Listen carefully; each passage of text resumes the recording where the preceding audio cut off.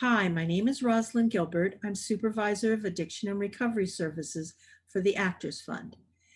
It's been our pleasure to work with Nneka and Bobby Score to develop this seminar series. Before we begin, I wanted to share information about the Actors Fund. As you may know, the Actors Fund is a human services organization that provides services to all who work in performing arts and entertainment. We offer a wide range of services, including social services and emergency financial assistance, career counseling, education and training, health insurance counseling, and healthcare through the Friedman Health Center, Local One's medical home, as well as a housing resource center and our own home located in Englewood, New Jersey. Most importantly, your health and welfare fund contracts with the Actors Fund to be your member assistance program. We provide free confidential support and assistance for you and your family members. Our social workers provide short-term counseling and support, identify problems, and when appropriate, provide referrals to outside specialists and community agencies. We help with emotional, family, and marital problems, problems with stress and substance abuse, financial and workplace problems, as well as senior care. I am pleased to introduce our speaker today, Dr. Ron Taffel, a clinical psychologist who is the chair of the board of directors of the Institute of Contemporary Psychotherapy here in New York City. Ron has extensive experience working with kids, teens, parents, and the challenges of family life. He is the author of 8 books and over 100 articles on therapy and family life. He has written the best-selling parenting guides, Parenting by Heart, How to Stay Connected to Your Child in a Disconnected World, Nurturing Good Children Now, and The Second Family, as well as the acclaimed professional book, Getting Through to Difficult Kids and Parents. Ron has done over 1,000 consultations and workshops in 25 states across the country. He's considered one of the most eclectic and practical child rearing experts in the country and one of the most sought after public speakers by both professional and parent groups nationwide. He has been called a genius addressing all the issues of family life. Today, Dr. Ron Taffel will be speaking about family life during the holidays in this time of the COVID-19 pandemic. Holidays 2020, not your typical holiday time.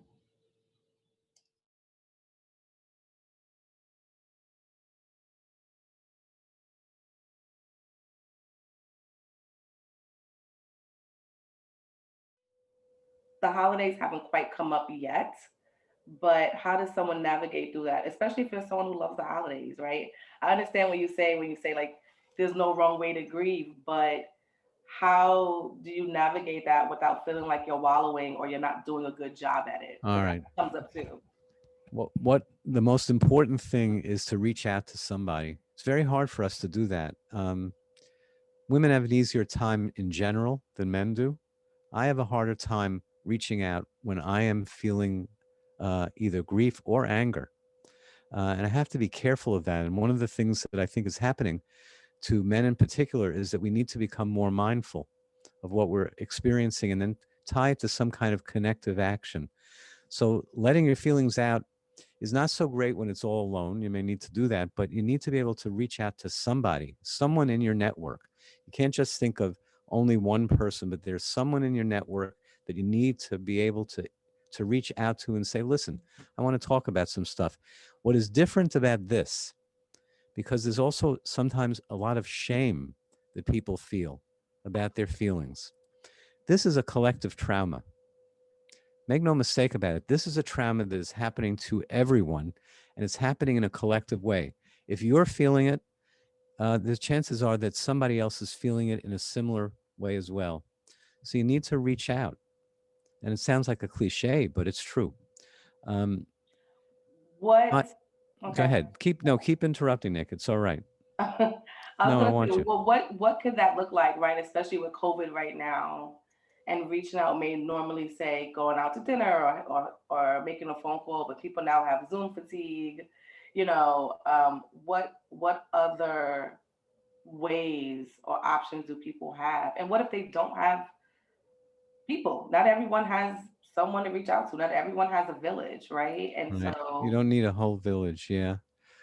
People, the way that I've been seeing people reaching out is to family members that they're not usually in contact with. Some people have extended networks, maybe one or two people. I started talking during during the pandemic to my cousins for the first time. so Uh, re-engaging with family. Re-engaged with my family in a way that we hadn't, and we began to literally start to talk to each other uh, uh, every couple of weeks, and it really made a difference. And then I was able to do some of the sharing and grieving with people who at least had something in common with me. Other people, I think you need to reach out if you have some connection to a house of worship. Um, and I think that we often overlook that as a place that we can connect with. And I did that as well. And here I am in this business, and you think I have a lot of people to talk to, but a lot of times there are things I don't want to be talking about with people in my current life Right. who know me in a closer way. So I reached out to the head of our house of worship. Um, what I found is that there are ways to reach out online as well. And I think that one of the things that we can do is to provide some of those places if it's too much to reach out in person. Frankly, Right. I don't love the word reach out. I don't feel it. It's got a, a But can song in you my, prefer connect? yeah, I Connect to say you? connect. I feel like reaching out puts you in a position where you're somehow in a, not a lower position, but in a vulnerable position. But I think to connect is really is important. So if I'm working with someone and I know them, I try to work and figure out what are all the different possibilities in their lives. So I start with family, move out to neighbors. I think the union here is also a place to reach out to. Right. That's part of what you're there for, right? I mean, that's really part of going through this. Um, Sometimes you don't need to reach out, and I'm going to talk about that later. You need to do some action. Okay. Um, okay, and we can get into that in a minute, but unless you want to talk about that right now. Yeah, I do want to talk about that because I was going to say, how does someone then identify when it's time to reach out, right? That's a great question. Um, you need to reach out. Um, you need to identify what's going on in yourself and recognize, ask yourself the following questions. Is something happening to me enough that I am losing sleep over it? That it's affected my appetite? That I feel disconnected from people? That I'm spending way too much time on screens? Um, that my anxiety and my moods they're different. Higher anxiety and lower moods, or that you're going back and forth between the two a lot. Those are signs that you need to reach out to someone or a professional to just be able to talk about it. Everybody needs to talk. And there was a guy who started American Psychiatry. His name was Harry Stack Sullivan. And he basically said, we are all more simply human than otherwise. And what he meant by that is that we all have the same emotions. We grieve in somewhat the same ways, even though it can be different ways for a lot of people. We have grief or anger. That's another big feeling that people are having at this moment, or anger. And that this is more simply human. In other words, like other people, than we tend to think. And you can't find that out until you do connect with someone in the Yeah. world. Yeah. I just saw a comment saying that, it has been better for someone to call and not text, right? To actually hear a voice. Um, but I think, to be honest, that's a little bit easier for someone who can communicate already, right? But I wonder about the person who's not as self-aware, right, about what they're feeling, and maybe they're feeling angst and irritable and angry. And how do you navigate through that to get to connect, right? Because I may want to speak to someone, but that may be received as anger or complaining or anything. And it's just, I'm not getting what I need. So what would you say to someone who has difficulty connecting, communicating, or just navigating all the feelings that come up? Find someone else who has difficulty too, and connect with them. Right. Number one. Number two, if you can't speak in words, you need to do some activity. You need to do activity all the time anyway. And Right. the non-active way that we can get stuck behind our screens or in front of our screens is damaging to everyone. It's really a major issue that we have. Um, I found that when people start talking about their lives, or start talking about what's going on in their life, they find the words. I have not found that people Right. just simply can't find the words.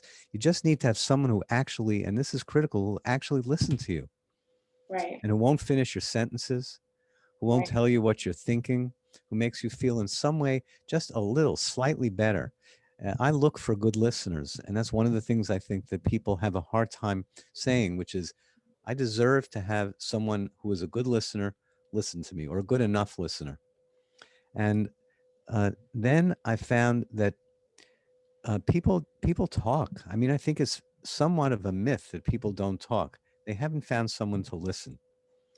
And sometimes the work that we can do is just helping someone to find a person who actually will listen to them if we can.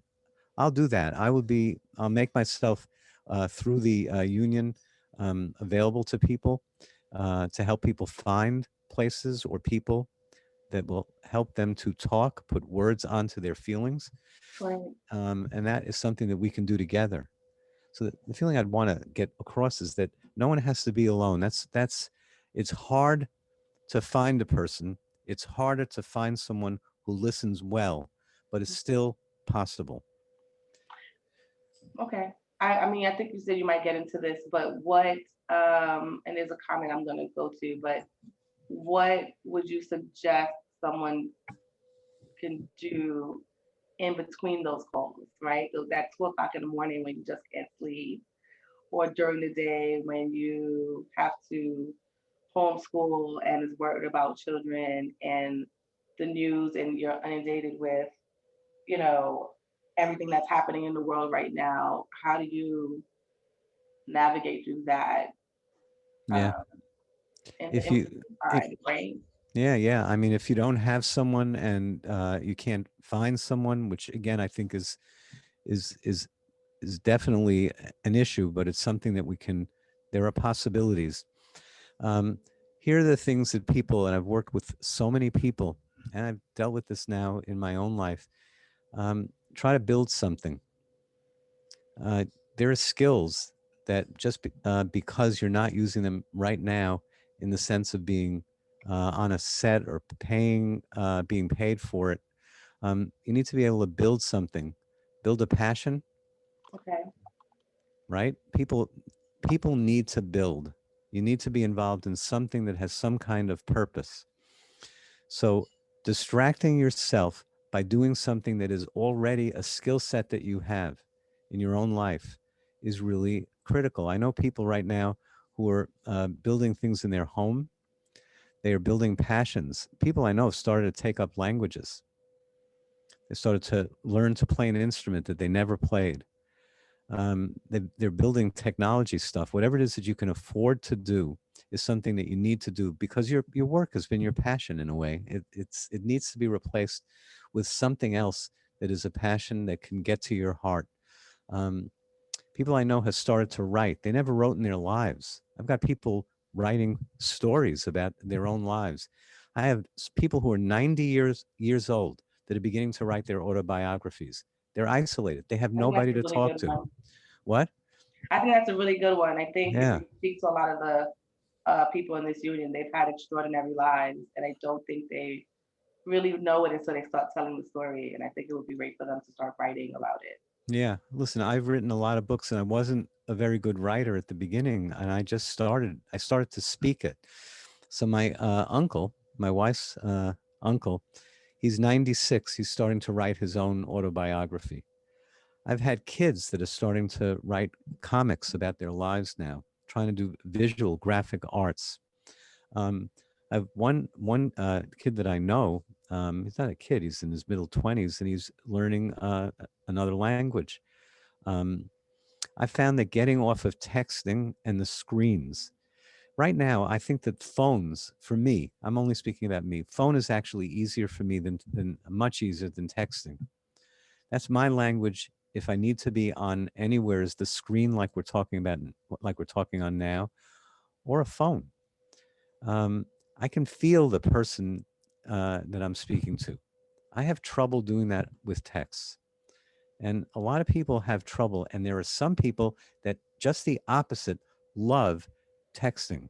I know a woman who lost her child, her baby died. That's grief.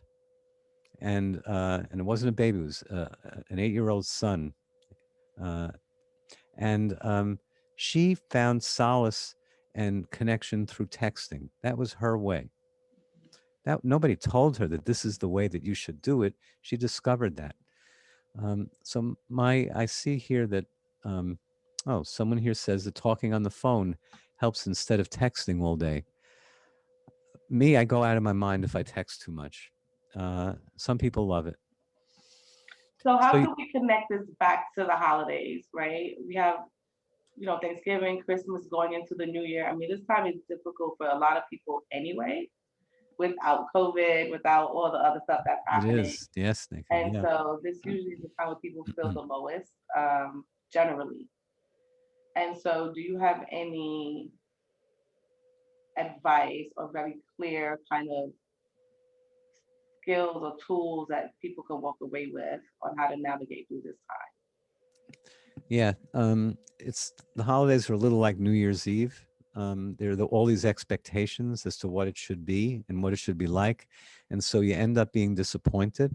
And the strange thing is that numbers of people that I know and have worked with have actually found it easier on them to go through holidays during this time of COVID.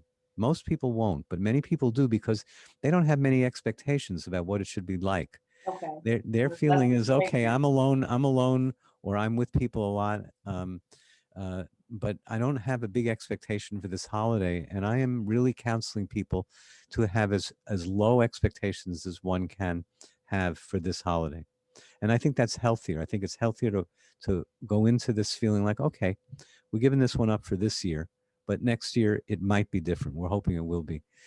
The other is that um, I think that through different ways, there needs to be some like intergenerational, like someone in your life that's either older or younger or in some way needier than you are, who you can connect with. And that's a strategy. It is a way of getting through um, this time. Um, that's right. Someone is just saying, I can't see my son in person this Thanksgiving, and I'm so disappointed, but I understand it's the safest thing to do. So I'll make the most of it with the Zoom dinner. Our grandchild was born on, our first grandchild was born on February 10th. We were up there 3 times in the first month, and we haven't been up there. Our kid lives in another city, and we haven't seen our grandson, and we're just getting used to that idea that this is the way it's going to be. And the way that we're thinking about it is that, you know what, in a few months, we'll be able to see him again.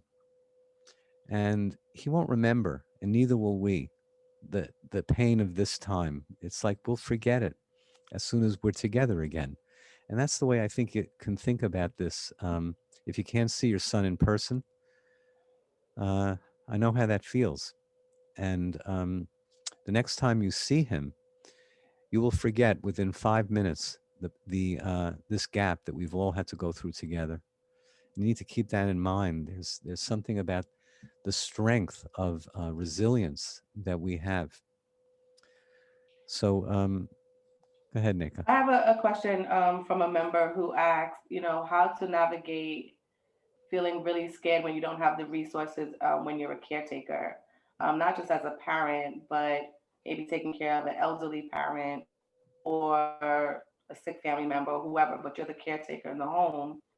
And so not only is the holidays difficult for all the reasons, but also just being worried about not having the resources to continue doing that.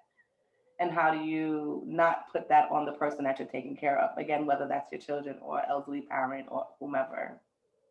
You know, sometimes you need to tell um, people, your parents or your kids, in a very careful way. You need to tell them that things are a little tighter this year. I feel that kids, if they're not overburdened with too much information, and asking your kids, you know, what they perceive going on. What do you think about what's happening? Can you see anything that you're worried about? What's going on in your mind? You'll get a sense of how much to tell them and how much not to tell them. Hmm. So, but I do think that kids need to know that things are tighter. What resources don't we have? Whether it's money or whether it's people who can be with us, they need to hear in some way that something is happening because they feel it. The trick is in not giving more information that you need. And the way that I've learned to do that is to follow where our kids are telling us to go. So the way to do that is always to ask them like, do you have anything that you're worried about right now? Because I want to tell you some of the things that are on my mind. You see, that contributes to our sense of isolation. We don't say the things that we need to the people in our family. We come up with all different reasons. They can't take it, and maybe they can't, but they can't take it. I don't want to burden them. This is Right? a I hear that a lot. this is a man's thing to do, and mothers do it all the time. They do it equally, but it's a real man's thing to do. I never want to say this stuff to my kids, and you know what? I'm looking back and I'm trying to help you with some of the mistakes that I've seen thousands of other parents make and me make. And one of the things was that parents did not say anything to their kids about what was going on. They really didn't. So I think it's wrong for me to tell you how much you should say. And so the way that you gauge it is by asking your child, what are you thinking about this? And sometimes they will tell you. Now, the way to get them to open up is not with this direct question. You don't do what we're seeing here in Zoom. You don't put your face right up against theirs and say, tell me what's happening. What are you feeling? That's crap. It doesn't work. It will help if your child is scared. It will help if they're sick. Then they'll talk to you this way. The other way they talk is, and you'll hear about what you need to tell them, is I want to ask you to do something and you'll understand exactly what I mean. Okay? What I'd like you to do is think back on the last good conversation you had with your child. And my guess is when you think about it, you will have been in the middle of doing something else. You will not be looking at each other. You'll probably be in like parallel position. They won't even look at you. It's like one kid said to me, when my parent looks at me with that look like they want to relate about something, I just feel like I want to run away. Yeah. You get that? You hear that, right? Yeah, Um, definitely. that is like that intense therapy kind Pressure. of relating. What's that, Nneka? It's too much pressure. It's too much pressure. That's like the holidays. It's like the holidays are too much pressure. Talking like that to your children is too much pressure. And so what you do is just protect the times when you actually could be doing something together. So what are those things? Simple things like cooking together, watching TV. I once gave a talk to 450 or 500 adolescents in a high school. You can imagine with my color hair and my seeming age what they must have thought. But we were going back and forth like I always do in talks. And I said, do you guys, do you like doing anything with your parents anymore? You're all adolescents. You probably don't. They started screaming at me, no, we love to watch TV with our parents. Well, it turned out that just about everybody had at least one show that they watched with their kids of all ages. This is from 4 up to 17 and 18 and older, um, actually way older, that they watch with their parent. It's during those times that your children will talk. It is during the time when you're walking outside. If you're going to be going out just to walk, which of course is your choice of what you're going to do, I think you will, that's when you'll talk. But it needs to be something fairly regular. So you're asking about just go on this one thought a little bit more. You're asking about what to do during the holidays. Don't think of the holiday as the entire ritual. The ritual is how you put your children to bed. The ritual is when it is that you give them bath time, if they have a bath time, walking places, cooking together, whatever the rituals are in your family, you keep them this holiday. Don't give them up. It'll be easier because there'll be fewer people around. Mhm. One of the reasons I didn't travel a lot when I wrote the books is because I didn't want to be gone for too many of these rituals. I knew I was going to miss these talking rituals. I was going to miss everything. In my house, if you missed the kids' bath time, you didn't hear anything. Didn't matter if I was going out there trying to support the family. I had to create, and I was out like a lot of you are. I was out for long periods of time, um, doing talks and traveling, and I essentially figured out rituals that I do with them when I came back. Uh, and I didn't want to be gone for too many of them. And if I was, I made up new rituals with them. Maybe it was a different kind of bedtime. Maybe it was reading together. It didn't matter what it was. It was just that we did something side by side. That's the key. You can make your own holiday special into something that you really can feel connected to, because it's all about bonding and connecting, right? It's not about all these tips, and it's all about what was always important. That hasn't changed. And one of the ways is to build and these rituals. Um, I was gonna say, I can imagine, and you can correct me, that that style of communication that you mentioned, where you're kind of doing something side by side, whether watching TV or walking, could be a way to communicate with anybody, right? Um, when you have to speak about something difficult, right? Because, like I said, what if you have to speak about not having to a person that you're taking care of, an elderly person, yeah. right? Or anyone else in your family that you want to kind of get their feedback, I would say, would you say that would be the best way to communicate, regardless if they're children or not? Well, I um, our my wife's parents lived to pretty pretty long, and they had good lives in that they lived, they had their faculties about them for a long time, and I found that they were different, and I've known a lot of elderly people who are different, and each of them needs a different way to speak. Okay. With my dad. Um, you had to talk to him directly, just the way that you and I are talking to each other now. You had to do that. And part of it was his hearing, and part of it was that that's the way he focused. With our mom, she was in the middle, always in the middle of doing something. And so you talked in that way with her. Um, you have to figure out it's always the same thing. What I'm telling you is from literally until the time your child starts talking, then until they stop talking, just when they're on an age, you need to figure out how do they listen, and that's how you go to them. And you can do the parallel thing if it works with at a certain age with some people, but you can't do it with everybody. But find out how it is. It was very important. One of the people that I know who didn't make it through COVID, basically, it was because he was just simply too isolated. He was an old man, and he felt like, you know what, this isn't the way I want to be at his age. And the problem was is that no one bothered, no one figured out how to get to him, how to talk to him. He just, and I think that we sometimes think that older people don't need it. We don't treat the elderly, all of us, myself included, in a way where they really get that kind of that attention and respect that I think that they need. And I feel like everyone here, I just have the feeling that you get it. You wouldn't be here today if you didn't understand that. That's my gut feeling. We don't see each other. We're not talking back and forth, but you get that. Um, it's the same with kids. It's the same with your spouse. Ask yourself, how much time do we spend talking? You know?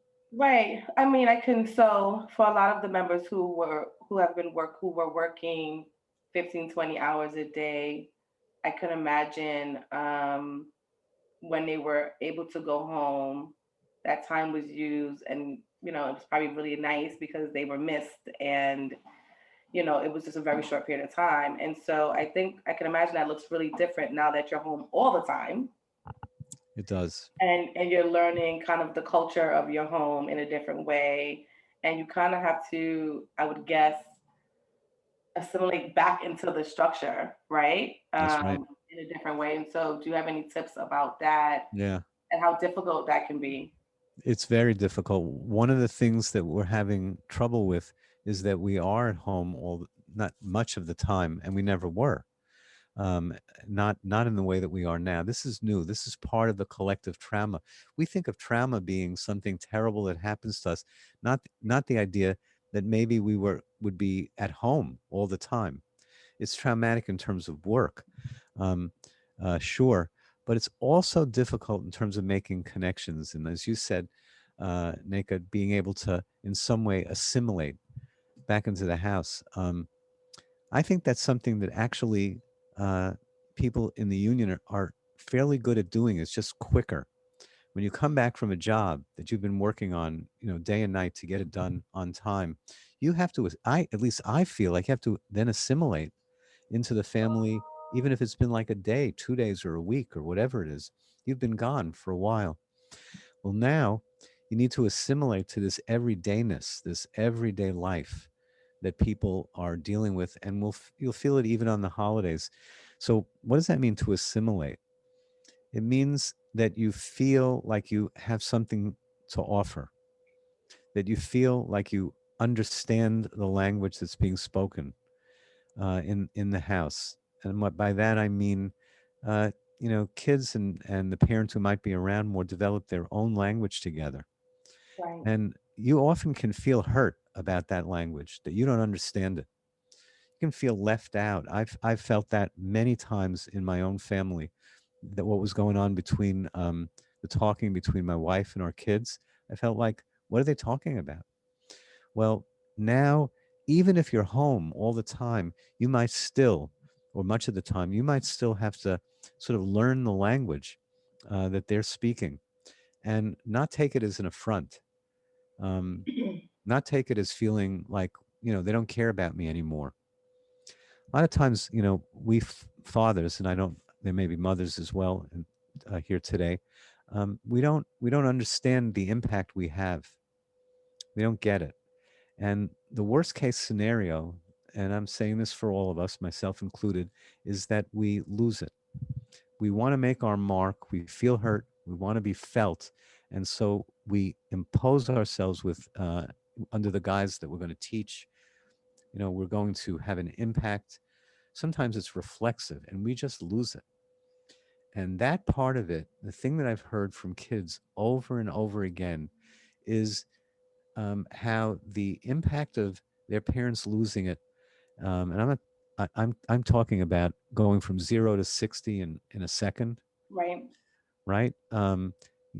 Yelling at the kids, which we all do, and I work with Other, people, right. right, and yelling at each other, which we all do because we're more human than otherwise, and we do that. That is a skill. Not being able to do that is a skill to work on. That's not an either or thing. That's a skill that you have to get better at. And what's the skill? The skill is being able to identify it in your body before you explode. There is a place in your body, somewhere in your stomach, your chest, your jaw gets tight, whatever it is, that's the early warning system that you are about to lose it. And the only responsibility you have, because you can always come back, the only responsibility you have is to take then a parent's time out or a spouse time out. That's harder. But with the kids, I'm asking you to do it and go into another room. If you have another room, go there. Just honor that early warning in your body and begin to learn it, and then go to the next room. And if you go to a bathroom, take a look at your face in the mirror. That's the face that your kids are going to see. That's the face that kids tell me about all the time.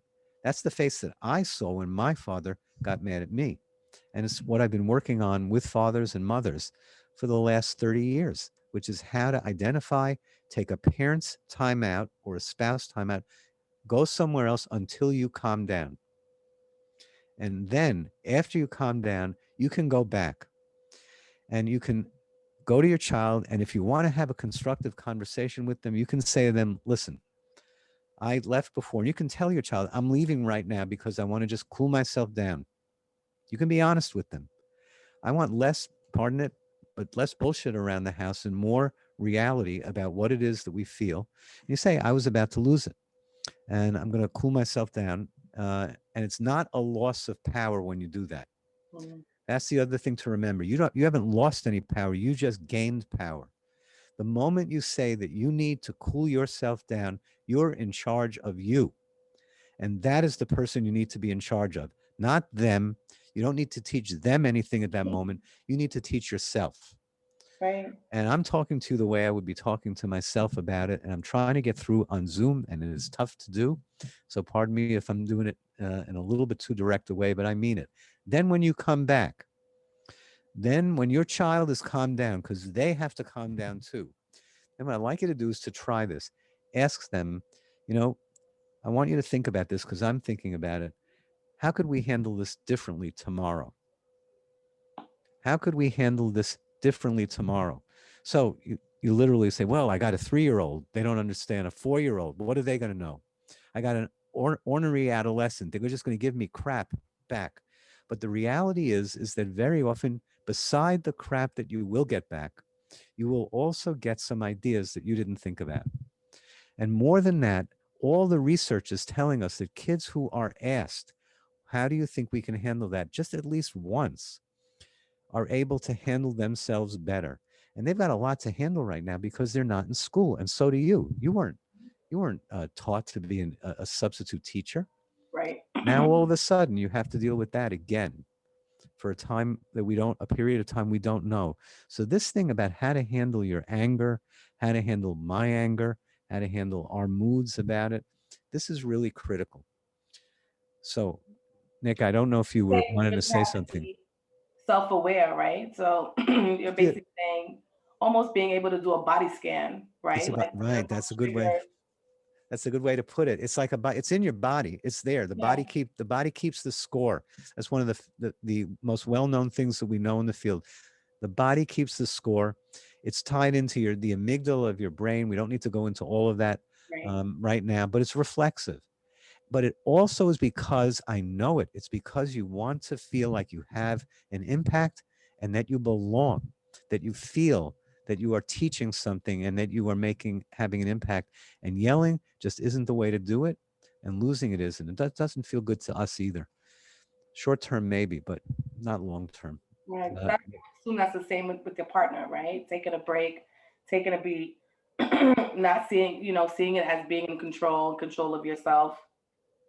yeah, it's with one's partner is the same thing. Okay, the goal that we all need to have, it's really hard to say this in this world right now, but the goal that we need to have is with our partners and with our kids to create a sense of safety. Mhm. Safety for yourself, for me, and for yourself. I'm speaking like, to you and through you, and safety for the people around you. Emotional safety, not just physical safety. Um, and that part of that is to be able to understand that my body tells me where I am, and I just have to learn how to listen to it. Another thing that has been incredibly helpful to me, last year, this is emotional. My wife fell down a flight of stairs, and she was really, pretty badly hurt. Thankfully, nothing, long-standing had, but she had numbers of serious breaks. And it was a difficult thing to go through, not as difficult as a diagnosis would be, which many of you have had in your lives. Um, and basically, I started to then follow the practice of deep breathing. Deep breathing is different from meditating, although I would recommend that for everybody. There's Headspace, some of the apps that actually a lot of people are using. But one of the most effective that I've found is deep, slow breathing. The emphasis is on slow. There's a guy named Brown, I believe. I'll get you the reference, okay, Nneka, for people. But it is astonishingly helpful. It's like learning how to slow breathe to slow your body down, because we may be inactive, but our bodies are just moving internally. Man, they're alive, and sometimes alive with too much agitation and anxiety, and especially it could be during the holidays as well. And the slow breathing really helps. Takes very little time to learn. It's not tough to do, but it's a lot easier than meditation. A lot of people that I know, when they try to meditate, when they first begin, they can't get over that beginning period where your mind just becomes more active. You start thinking about more things, the money, the bills, and how long is this going to last? Are they going to pass, some kind of, uh, unemployment extensions, just the kind of issues that we're constantly thinking about. They get worse for a while. When you start meditating, you should expect that. But with the slow breathing, you don't go through the same thing. It engages your body right away. Okay. Nneka, did you want to follow up? I had a question as you were speaking about assimilating into the family. Yeah. What would you say to people who are taking on different roles? And so what I mean by that, maybe you're no longer the breadwinner, right? And you're the person now dealing with homeschooling or just being home. And that shift is hard for a lot of people. Yeah, it's very Um, hard. with the women again who were out working and now they're home, even though that maybe seemed as a traditional role for women, it isn't. And it's difficult to now then have to go into this almost like Susie homemaker, and everybody's talking about what pies to make, right? And that just doesn't relate to you. What would you say to the members who are navigating that, and that has been a little difficult? Well, the what's different is that it allows you different ways to connect when you are in different roles. Mhm. So, I needed to look at this with myself and a lot of people. I needed to look at this as, and it's a cliche, but as an opportunity to get into another role, knowing that it offered me a different way to bond with my kids, with my spouse, and actually with my friends.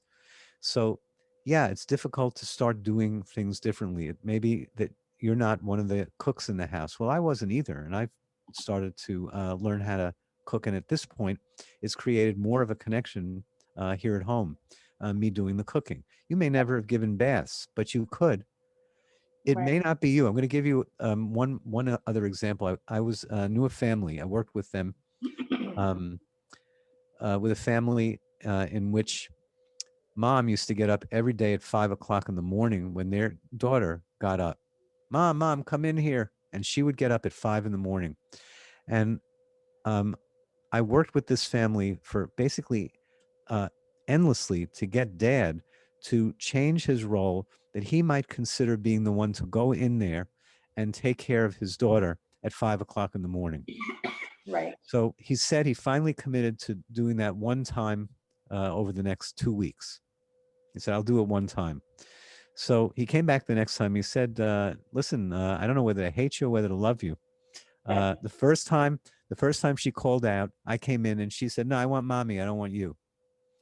The second time, and I went, mom, the second time I said, no, you've got me. And she just cried and cried. The third time she got up, she called out for me. That's why he said, I don't know whether to love you or to hate you. He called out to me, and our daughter called out to me. And here's what he said. This is the thing I'll never forget. He said, for the first time, I actually felt like I was needed in that way.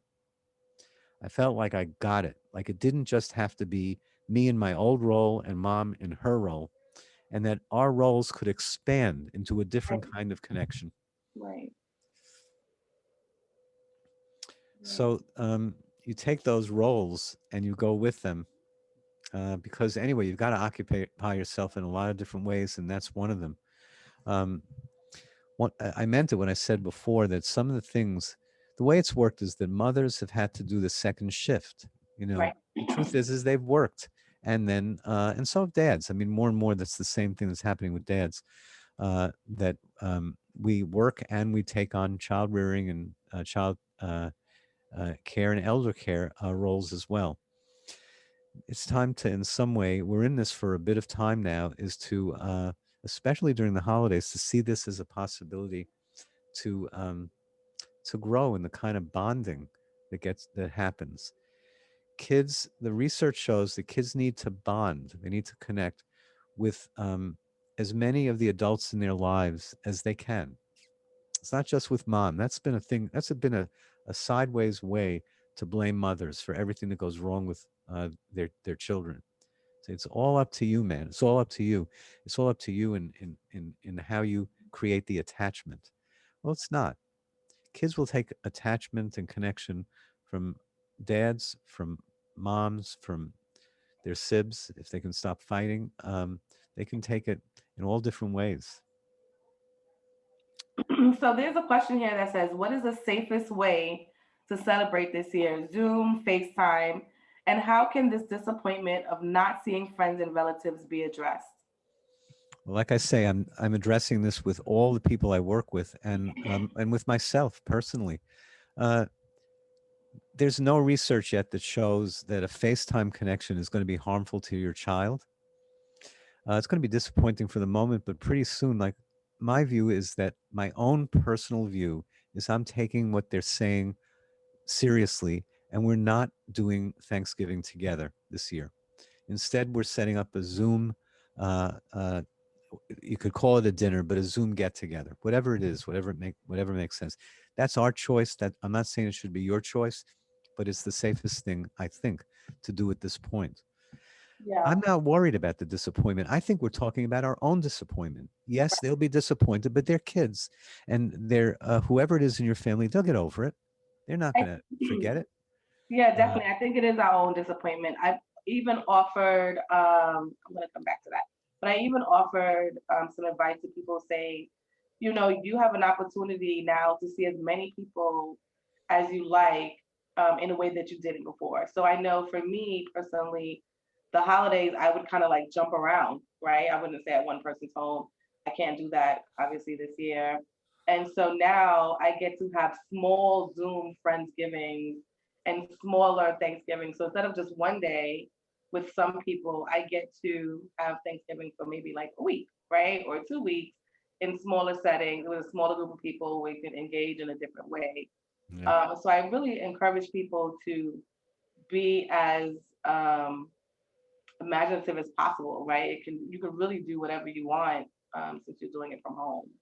Yeah, that's really well put. What I've seen is an incredible imagination. I love that word, Mhm. right? That you need to imagine.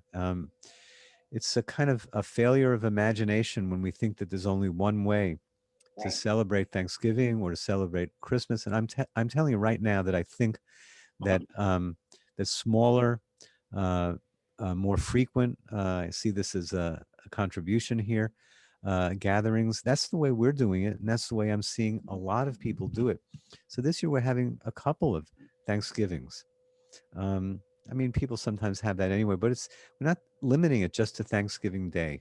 Right. Or Christmas, Mali- right? or Or New Christmas. It's the Year's. same. Well, it's the same for Christmas. Christmas is a little bit more complicated. It's another discussion to have, but it's the same for Christmas. We may have to do several different virtual holidays. And as I said, people are doing this with their cousins. I'm doing this with my old neighborhood. I grew up in Washington Heights. I still know the kids that I grew up with, and we meet together, and we're going to do it around Thanksgiving. We meet together on Zoom regularly. We can't see each other, which we normally would.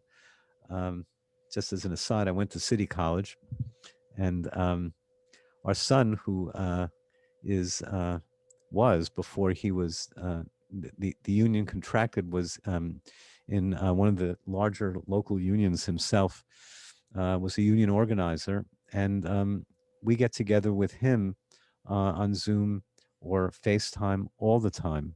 And it's made a huge difference, especially because now he, like a lot of us, are cut back uh, a lot on work.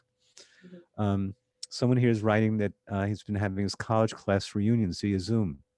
And it's great to reconnect with past friends from past. The people that I'm talking about from City College, we literally were connected last night talking. Now, there's no reason to not do that. Um, there are so many different permutations of how to connect. That's the theme of this entire time that we've been talking. If we were in a room, we'd be connecting in another way, but we're trying to do this now via Zoom. It's that you need to figure out and use your imagination to connect in a lot of different ways. You will feel better. Mhm. You will feel much better if you do. And the holiday will just be, it's a signifier. And this year it's signifying that we're going to be using our imagination to And that we're connect still here, right? ourselves. What? I said it signifies that we're still here and that we're still pushing through. Absolutely. And that we will be, God willing, we will be. And So one more yeah. question I see here, and it says, "Is it a good idea to cut back on watching the news?" Yeah. Oh, I was going to mention that. That, Yes. yeah, someone else asked the question about, how to identify, which is difficult to answer, how to identify the best news source and without, again, being engulfed in it, and which increases anxiety and also all the other That's things. right. It's a great question. I was going to actually mention that. I'm glad you brought it up again. Um, the way to identify it is how, for yourself, is how do you react and how does your body react? If I watch too much news, I get more depressed and more anxious.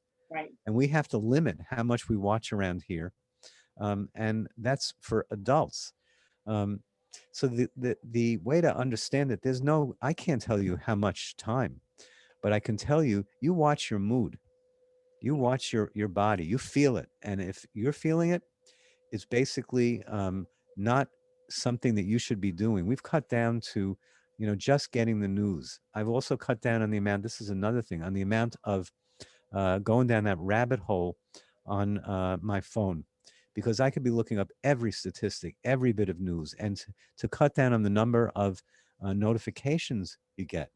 I work with adolescents, and the truth is they're not the worst. You think they are, but people in their 20s and 30s actually are being notified and into their notifications hundreds of times a day.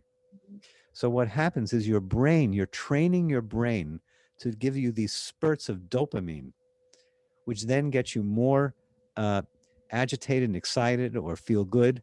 Um, it's great, some of these things that are being uh, put into the chat.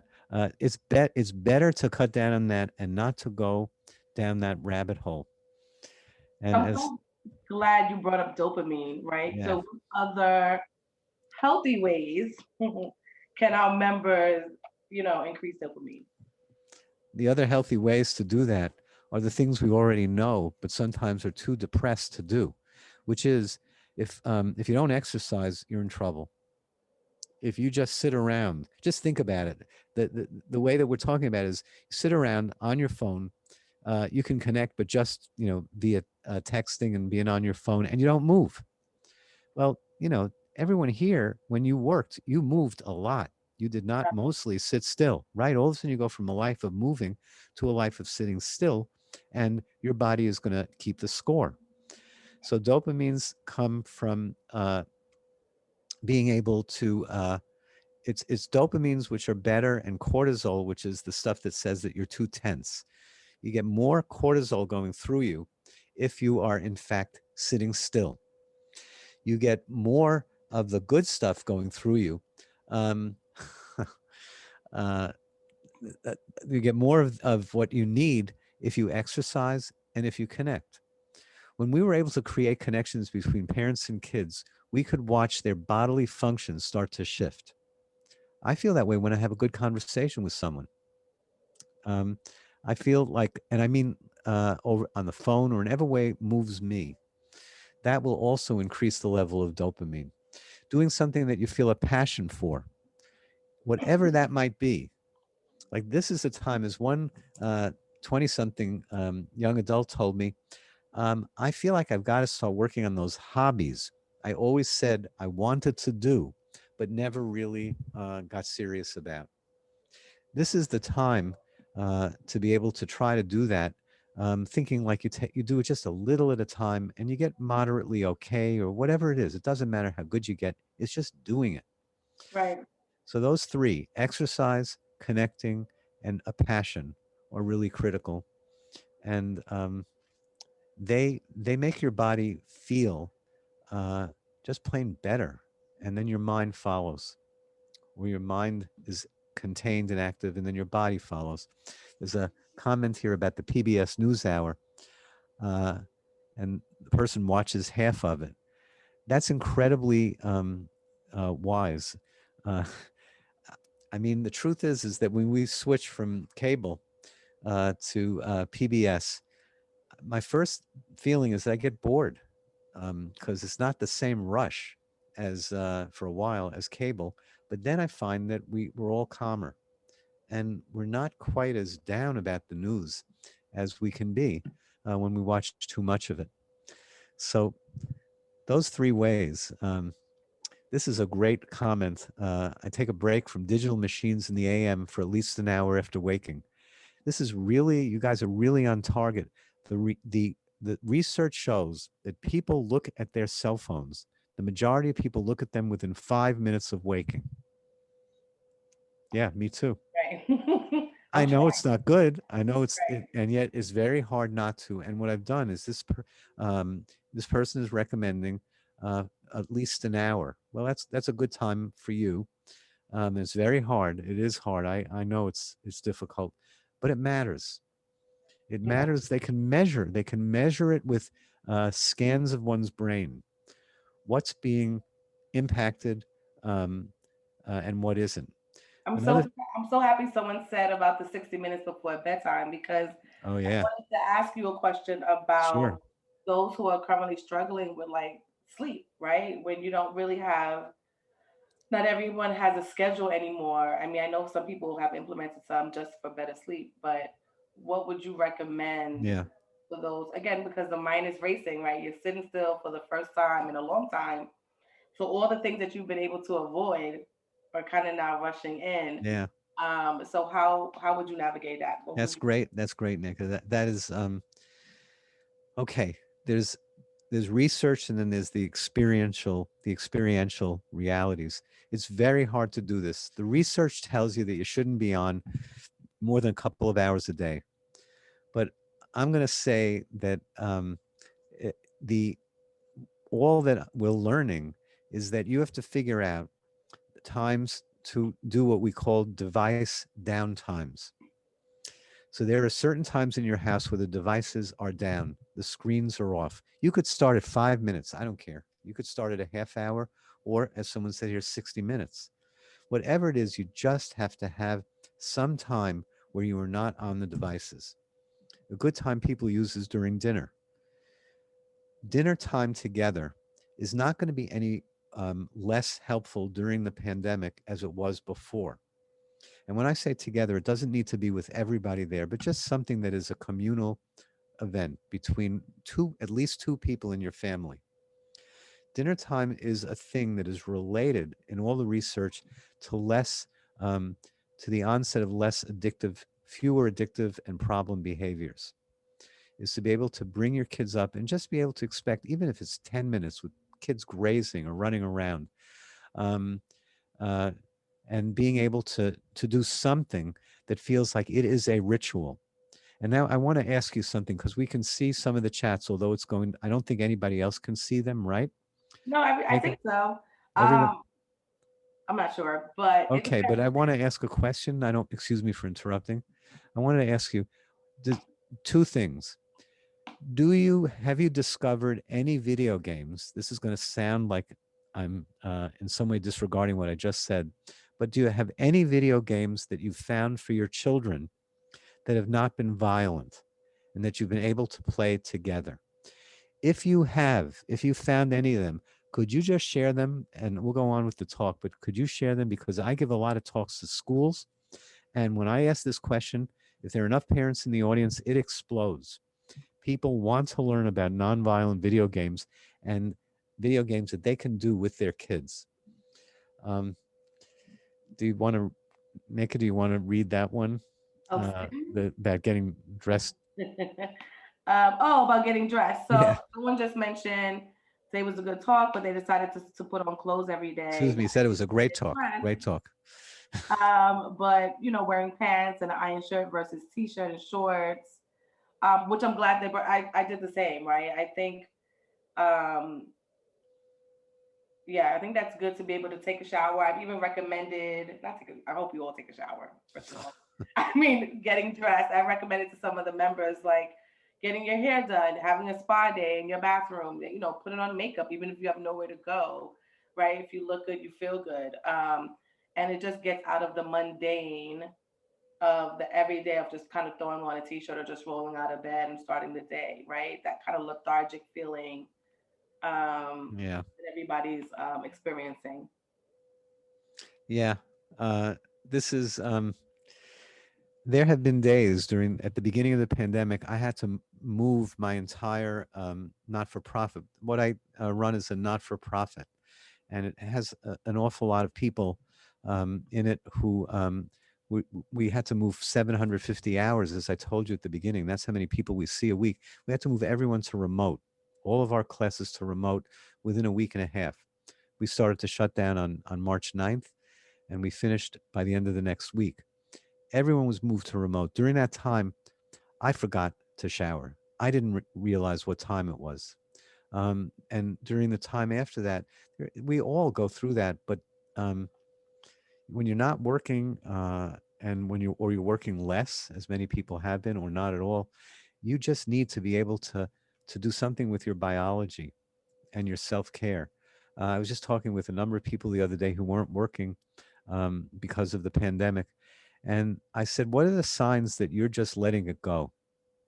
And the number one sign among men and women was that they didn't shower. They weren't grooming. Um, they just weren't doing the things that kept their body feeling like it was just a thing of at least some degree of self-care. Right. A number of people have mentioned that 12-step programs have helped a lot. This is a time where, in fact, they would. And I think that's one of the things that you can reach out for. And I think it's one of the things that, don't you provide some connection through the union? I'm not sure if that's Yeah. part of what gets done. Not only do we have the Access Fund, but I can connect them to community resources that are beneficial to them and their needs in their said communities. So yeah. Yeah, I think that getting dressed is really the issue. Most of the people who have commented, of course, they did shower, but they didn't get dressed. But why? Because, well, we weren't going to work. What's the reason to dress? But Yeah. yeah, but I think that's something. Let me just start to close off by saying this is really about looking at the holidays as, yes, it's a different time, it's a different day, but all the same things that matter to your family and matter to you are operative during the holidays. I don't care what the amount, and there will be the amount of like complaining and loss and grief over the holidays. That's just I'm sorry if this sounds too hard, but I believe that that's just going to be life this year. And what really matters is being able to figure out how you can create connections. That's what this has been about. It's been about connections to yourself, to your body, right? That's what we've been talking about connections to people who exist around you, who right now you don't even think about as being possibilities to connect with in all different ways, whether it's to text them if that's right for you, to call them. Um, it's about being able to, in some way, learn a little bit more about who the important people in your life are. Like, I didn't mention this, Nneka, but I want to just take a second for it. A lot of people don't know the stories of their grandparents. They don't really know them. They don't know, your kids may not know what you really actually do. That's true. They may get it to some degree and they see the finished product, but they don't know the part that you played or what it is that you do. And I know it's hard to get their attention, but I think this is a time where they should learn what you do. I mean, my father sold shoes, and and they had a small shoe store in New Jersey, Union, New Jersey. And the fact that I could see what he did made me understand better who he was. My kids don't know really what it is that I do because of the nature of what I do. They can't be in the room with me. They're getting it as they get older. But I had to tell them. I didn't know the ancestry of my family. And this is not a commercial for ancestry.com, but I have to say that it mattered to me learning who and where, the details of my family, where they came from, what happened to them. I didn't know how many of them had actually been impacted by the war. At World War II, I had no clue. They didn't talk about it. This is a time to talk to your family and to find out more of what your family lived through, the stories that are buried in your family. And that is another thing I've seen people do. Um, I feel like this is a time to connect in ways that I think, Nneka, you put it really, really well, that it's just a question of imagination, all right, and resilience. And with your imagination, you can really build even more resilience than you have. And I respect what it is that you're dealing with and going through, and the resilience that you've shown. Even if tragedy happens within your midst and there are losses, you will need to go on to deal with it and to be able to grieve in the way that you need to, because people are just more resilient. And remember what I said earlier. We're more alike than we are similar, than we are different, because we're all simply more human beings than otherwise. So that to me is a holiday message as well. And I want to thank you for opening your home to me this week. And maybe we'll see each other again. But I wish you a really good holiday. And thank you, Nneka, for being so responsive and being able to talk back and forth with me. It Absolutely. really made such a difference. I'm not looking at the camera. I'm looking at your image on the screen. Thank you. Thank you so And much. to And thank the you. whole committee. Yeah. Thank you. Yes, everyone. I think this turned out wonderfully. I hope you enjoyed it. You got some good tools and information. I would like everyone to stay on for a second more, because we're going to put up a survey that we need you to complete, and also contact information for myself and the Actors Fund. So everyone, hold tight. Okay.